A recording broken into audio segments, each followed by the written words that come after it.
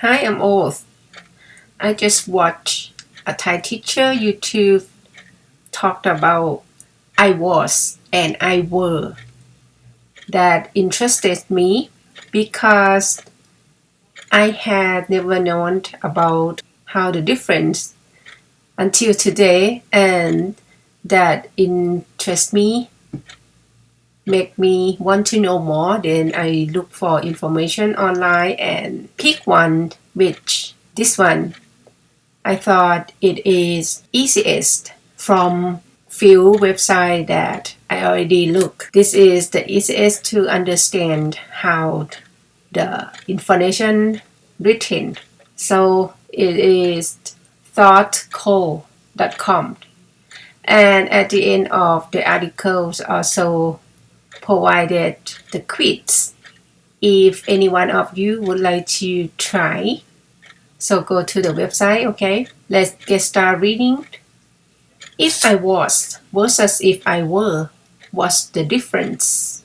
Written by Kenneth Bear, I guess, and the update is March 13, 2009, so this is very update, okay? One of the most common mistakes in English is the incorrect usage of the phrase if I was. In fact, you will hear native speakers commonly make this mistake. Here are a few examples of this mistake. If I was you, I would try to find a new job. If she was here, she would explain the situation. In both sentences, what is used instead of the correct form were. However, sometimes if I was or if she was is correct. Here are two examples. If I was late for class, the teacher gave me extra homework. If he was asked a question, he replied quickly and honestly. What's the difference between these two types of sentences? Why is one correct and the other not? The answer is that the first two sentences are used to express imaginary situations. These sentences require the subjective form were for all subjects. If I were you, I would try to find a new job. If she were here, she would explain the situation. The second group of sentences refers to a situation that was always true in the past. In this case, the past simple is used. If I were is used to express an imaginary situation in the present. If I were you, I would take a vacation. I would give the test again if I were the teacher. If I was is used to express something that was true when or if something else happened. If I was late for class, I got into trouble. I had to do extra homework if I was absent. Imaginary, unreal, or second conditional. The second conditional is also known as the imaginary or unreal conditional. Use the imaginary conditional to speak about situations which are contrary to fact. Use the following structures. If plus subjects plus simple past or subjunctive plus objects, comma, subject plus would plus verb plus objects. If I had more time, I would take up a new hobby. If Jane moved to New York, she would get an apartment in Brooklyn. The simple past in the imaginary conditional is actually the subjective voice. The only grammatical difference between the two is in the use of the verb be. In this case, all subjects take were. If she were more honest, she would admit fault. If they were in town, we would go out for dinner.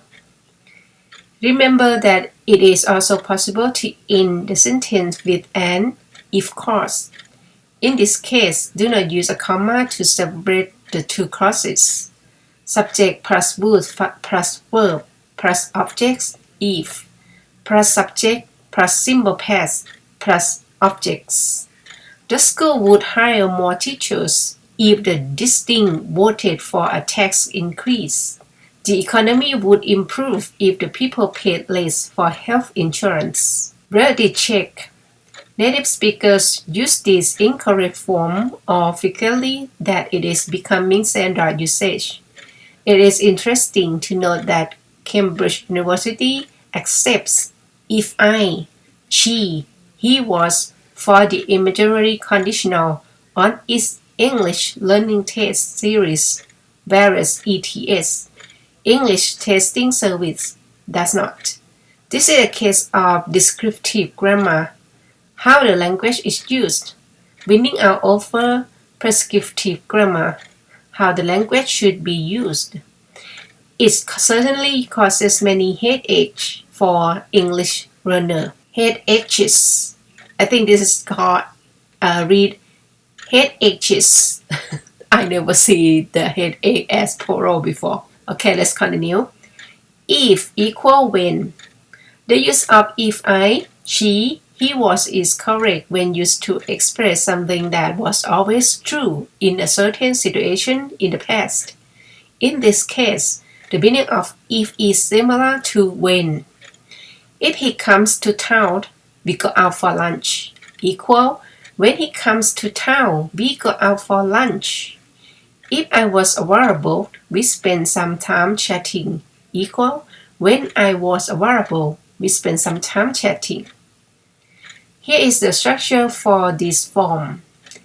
If plus subject plus simple past plus objects, comma, subject plus simple past plus objects. If I was in a hurry for school, I often forgot my lunch. She visited Tom if she was in New York. Subject plus simple past plus objects if plus subject plus simple past plus objects. The teacher sent us an email if we missed class. The company notified customers if there was a problem.